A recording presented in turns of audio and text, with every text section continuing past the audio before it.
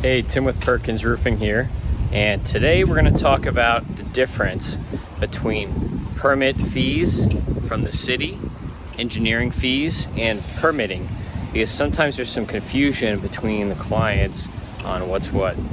So our contracts at Perkins Roofing and the contracts of most other roofers are going to say something like this.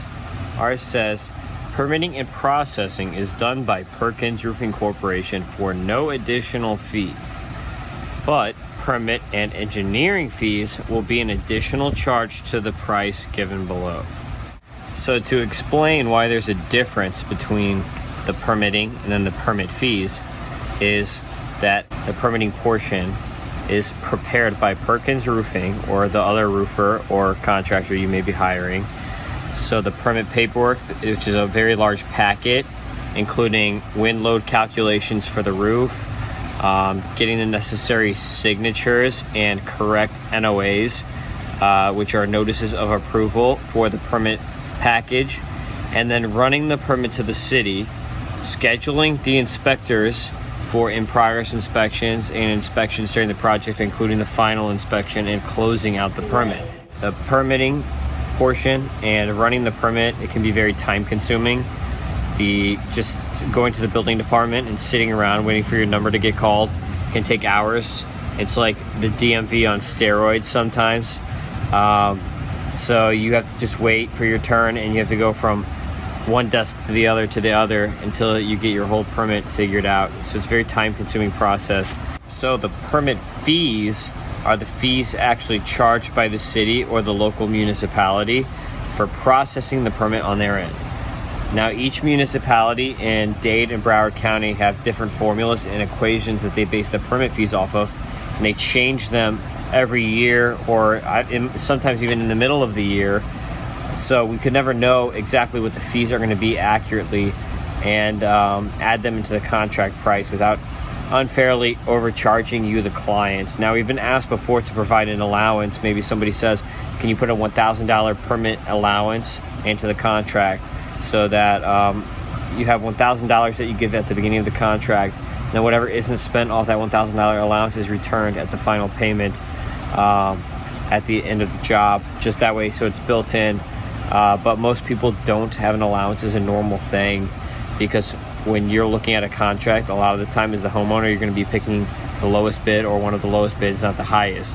And if we're adding all these fees in when our competition is not, it's going to make our price look higher than what it actually is, and you won't have an apples to apples bid between contractors.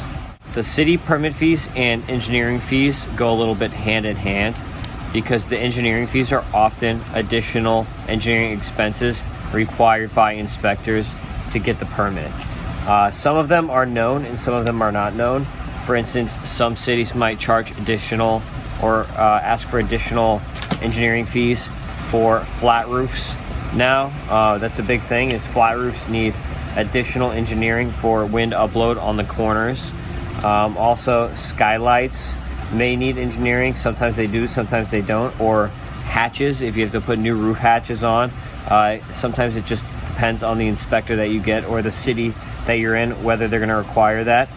For flat roofs, you'll also usually need drainage calculations, especially commercial flat roofs. You'll have to have drainage calculations to make sure that the roof is going to have enough drainage to get the water off of the roof so that you don't have any collapses or anything like that.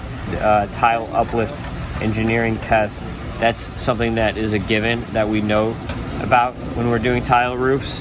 It's usually about $150, but that is another example of an engineering fee. Moisture surveys as well, if you're going to do a restoration of the roof and you want to make sure that the original roof will be able to get the warranty that you need when you're doing a roof restoration, then you'll want to do a moisture survey.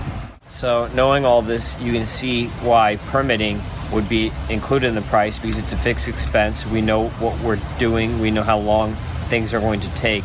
Whereas city fees, we cannot anticipate the exact expense that it's going to be.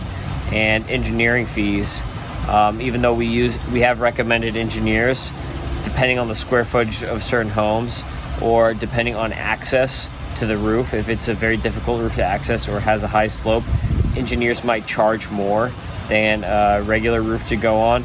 So it's impossible for us to know what someone might charge that is outside of our locus of control.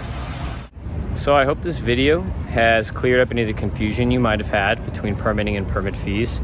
Please follow us on YouTube and like us. And if you have any questions about permits or permit fees, feel free to comment on the video and we'll get back to you.